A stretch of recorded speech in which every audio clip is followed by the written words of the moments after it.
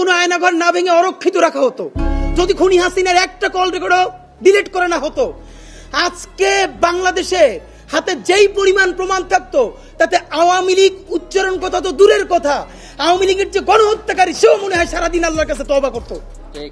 আমরা তো আওয়ামী লীগের কাছে সেই প্রমাণগুলো উপস্থাপন করতে পারি নাই, তাহলে সেগুলো কারা করেছে? ফাঁকে 1 মিনিটে বলে রাখি, আজকে আমাদেরকে ফোন করে একজন জানিয়েছেন উত্তরায় তার বাসা, তিনি বেনজির আহমেদের বাড়িতে ভাড়া থাকেন। তিনি বলছেন যে বেনজির আহমদ এখনো তাদের লোকজনের মাধ্যমে, র্যাবের যে বেনজির হত্যাকারী, এখনো প্রতি মাসে ভাড়া তুলে নেয়।